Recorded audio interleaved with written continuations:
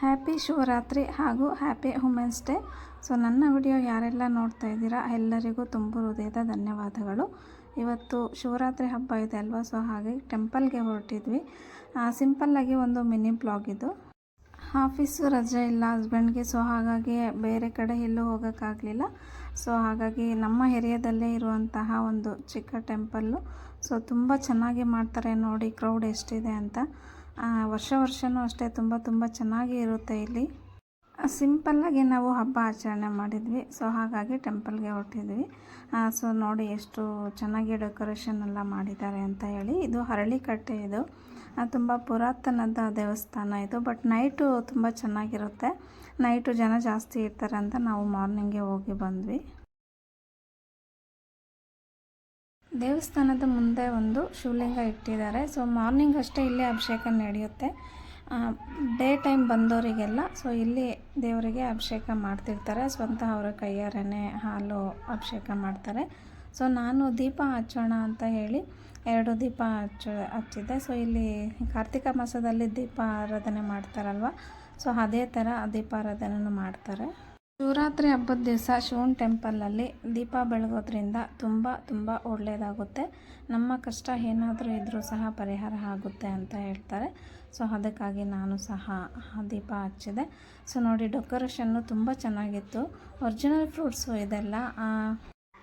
Night ತುಂಬ ಚೆನ್ನಾಗಿರುತ್ತೆ, but ನಾವು ಡೇ ಹೋಗಿದ್ವಲ್ಲ, ನನಗೆ ಯಾಕೋ ಅಷ್ಟು ಚೆನ್ನಾಗಿ ಅನಿಸಿಲ್ಲ.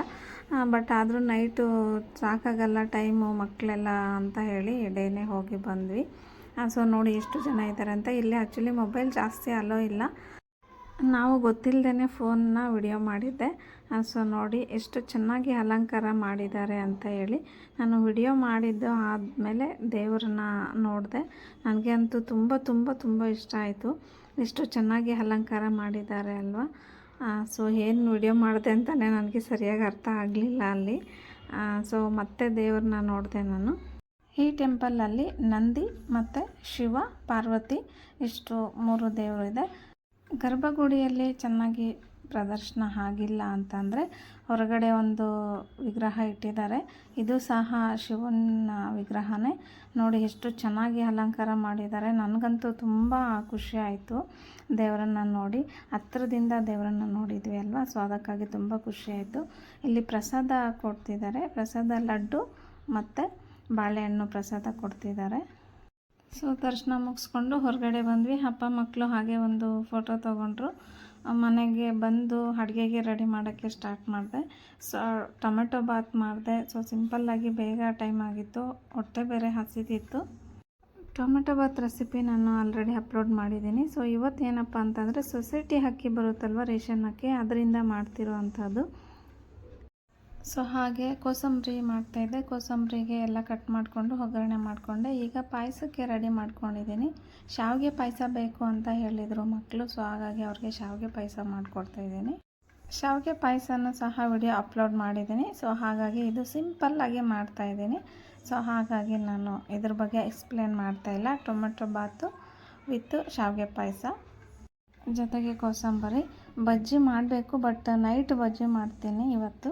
ನನಗೆ ಫೇವ್ರೆಟ್ ಬಜ್ಜಿ. ಸೊ ಹಾಗಾಗಿ ಸಂಜೆ ಬಜ್ಜಿ ಮಾಡೋಣ ಅಂತ ಹೇಳಿ ಇವಾಗ ಅಷ್ಟೇ ಅಡುಗೆ ಮಾಡಿದೆ. ಸೊ ನೋಡಿ ಅಡುಗೆ ರೆಡಿ ಆಗಿದೆ. ಪ್ಲೀಸ್ ನನ್ನ ಚಾನಲ್ ಇನ್ನೂ ಯಾರು ಸಬ್ಸ್ಕ್ರೈಬ್ ಮಾಡ್ಕೊಂಡಿಲ್ಲ ಸಬ್ಸ್ಕ್ರೈಬ್ ಮಾಡಿಕೊಂಡು ವಿಡಿಯೋಸ್ ನೋಡಿ. ವಿಡಿಯೋಸ್ ಇಷ್ಟ ಆದರೆ ಫ್ಯಾಮಿಲಿ ಫ್ರೆಂಡ್ಸ್ ಜೊತೆ ಶೇರ್ ಮಾಡಿ. ಬನ್ನಿ ಫ್ರೆಂಡ್ಸ್, ಎಲ್ಲರೂ ಊಟ ಮಾಡೋಣ. ಒನ್ಸ್ ಅಗೇನ್ ಎಲ್ಲರಿಗೂ ಹ್ಯಾಪಿ ಶಿವರಾತ್ರಿ ಹಾಗೆ ಮಹಿಳಾ ದಿನಾಚರಣೆದ ಶುಭಾಶಯಗಳು. ನಮ್ಮ ಹೆಣ್ಮಕ್ಳು ಯಾವುದ್ರಲ್ಲೂ ಕಡಿಮೆ ಅಲ್ವಾ. ಸೊ ಎಲ್ಲದರಲ್ಲೂ ಅಷ್ಟೇ ಹೆಣ್ಮಕ್ಳು ಏನಾದರೂ ಮಾಡಬೇಕು ಅಂತ ಛಲ ಇದ್ದರೆ ಎಲ್ಲನೂ ಸಹ ಮಾಡ್ತಾರೆ. Thank you so much for watching video.